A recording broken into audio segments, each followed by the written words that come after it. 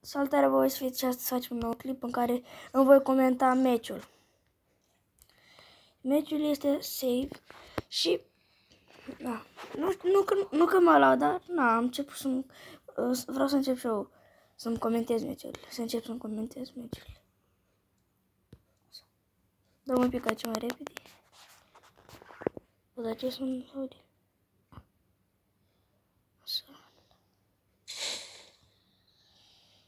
Aici m-am dus în Bima. În Bima Saki și nu știu ce vreau să fac aici. Cred că vreau să-mi relatez undeva de la casa asta. M-am uitat așa, am luat Thompson-ul și am fugit.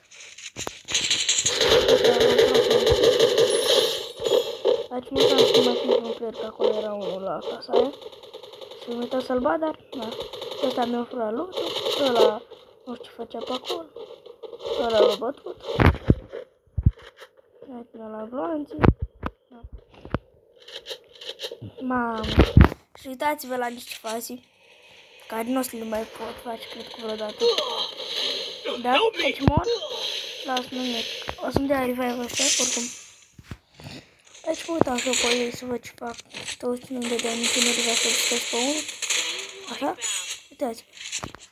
Să zic, stau mai tare decât să-mi dea revive. După aia să vedeți niște faze cu M24.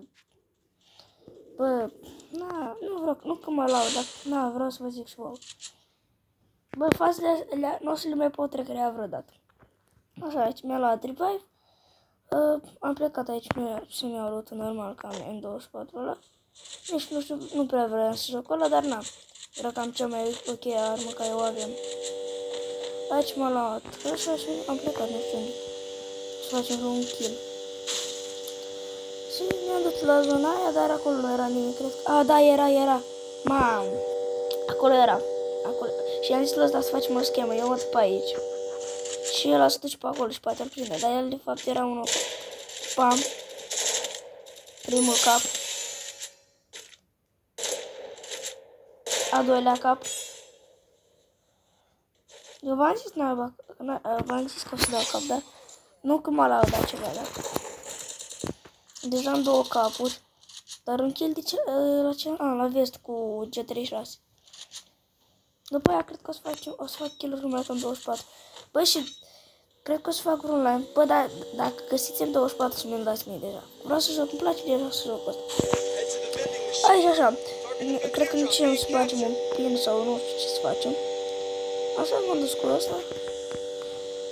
Să băgăm un pin și pe aia avem player aici.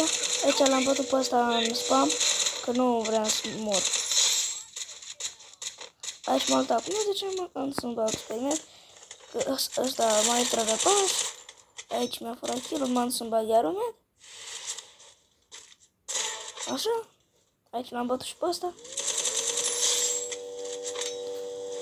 După aia de aici cred că am player, da. Și nu știu ce făceam. Aici credeam că sunt playeri. Și mă uitam pe unde mai sunt playeri. După aia trage cineva după mine, îmi bag un med. Încercam să trag după el, dar că nu sunt așa bun pe sniper. Dar la apropiere, la apropiere, ok. Sunt foarte bun, dar na. Adică nu chiar foarte bun, dar spun. Și pe aia tragea unul din deal. Și mă uit, ce trage, mă? Pum. Aici l-am bătut cu ăla. Nu vreau să mor.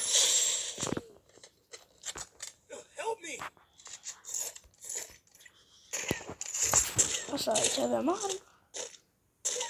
Aici treceam în alții. Vreau să fac chema aia cu MP-ul, dar trebuia, cred că ăla, cum se zice, MP5, da, MP5. Mamă, și aici am rămas solo. Am realizat că am rămas solo. Mi-a spus ăsta, du-te la revive, mi-am dat revive. Am rămas cu 200 de bănuți din 2700. Așa, după aia ce mă duc pe ei, să mai văd ce fac turcii mei, sau rabii. Aici încerc să dau la unul, dar cum vedeți, da, i-am dat un pic cam greu, cred că mi-am simțit un pic ara. Așa, după aici mă uitam un pic, dar mi-era să-mi tragă de la Vani. Aici m-am dus să-i dau revive lui Dani. După aia, am văzut ce vreau să fac. Vreau să-l fac pe ăsta. Pe ăsta las cam somă, dar pe ăsta mai vine pe sau unul. Așa.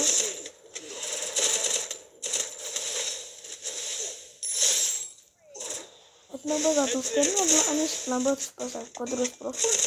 După aia cred că am plecat, da, după aia am plecat repede. Că rupea zona și aveam... Eu am crezut că cineva că era o mașină acolo pentru mine, dar cineva, o avea cineva și odată după aia și a plecat. După aia am zis, bă, dar eu nu mai am mașină, trebuie să mă duc la vale acolo. Bă, uite găsesc. Am găsit aici mașina, am fugit repede din zonă, cred că vreau să mă duc mai mult pe pin, dar să ies și din zonă. Mor aici și eu. Aici moare Dani. După aia mă duc să-l bat pe ăla. Și aici cam se termină meciul. Îi dau un cap și încerc să dau finish și trage unul de la deal. Aici încerc să mă mai duc o dată. Da, și cam aici cu kill-urile.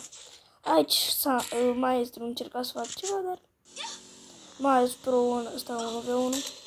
Rip. Lângă zonă. I-a dat finish. Și ăsta a murit. E bine. Și Ferris ăsta i-a dat revive care l-am bătut. Da, bă, cam atât cu acest clip. Eu am fost Deadline It. Ceau, bă, nu uitați de like dacă mai vreți să-mi comentez meciuri.